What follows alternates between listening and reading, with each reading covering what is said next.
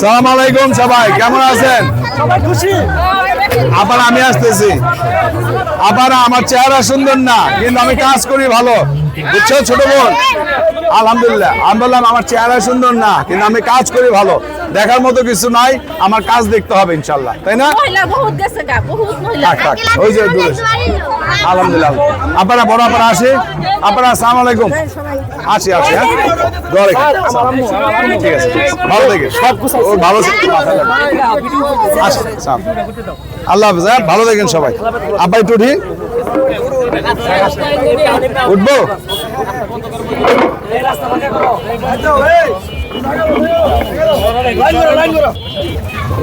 ভাই ফুচকা নাই, টাকা দাও, একটা টিস্যু দাও। টিস্যু আছে?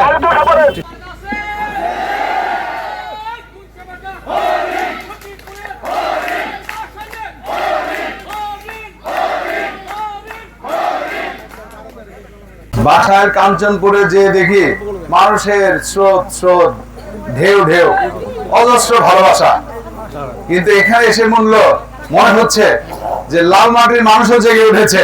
লাল মাটির মানুষের ঘর থেকে বেরিয়ে এসেছে। লাল মাটির মানুষও ভালোবাসায় আপ্লুত করে ফেলেছে। এই যে লেট, কারণ কি জানেন তো? রাস্তায় ঘর থেকে মা বোনেরা, ভাইয়েরা, বড় ভাইয়েরা বের হয়ে আসে। এখন ওনাদেরকে রাস্তায় থামে একটু হলেও কথা বলতে হয়, সেই জন্যই লেট। যাই হোক, আপনারা আছেন কেমন? সবাই আছেন তো? সবাই ভালো? কেউ ভয় পাচ্ছেন না তো? হ্যাঁ, ভয় পেলেন তো হেরে গেলেন, ভয় পেলেন তো ভবিষ্যৎ প্রজন্মে অন্ধকারে নিমজ্জিত করলেন। ভয় পাওয়া যাবে না, ভয়ের কোনো কারণ নাই। 12 তারিখে সকলকেই ভোট কেন্দ্রে যেতে হবে। আপনারা জানেন যে আমরা সাধারণ মানুষের কাজ করি। আপনারা জানেন আমরা শ্রমিক ভাইদের জন্য কাজ করি। আপনারা জানেন আমরা মজুরের জন্য কাজ করি। আপনারা জানেন যে আমাদের শীত বস্ত্র একান্ত হতদরিদ্র মানুষরা গ্রহণ করেন, তাই না? সেগুলাতেও কিন্তু জানেন বাধা দিয়েছে। তাহলে আসলে বাধাটা কে পেল? একটা গরিব মানুষ কিন্তু তার ছোট্ট একটা জিনিস পেয়ে একটা শীতে ভালো সময় কাটতো, সেখান থেকে বঞ্চিত হলো।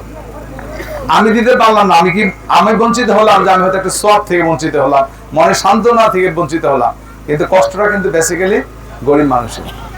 আমরা যেহেতু এসেছি আপনাদের পাশে, আমরা কিন্তু চলে যেতে আসি নাই।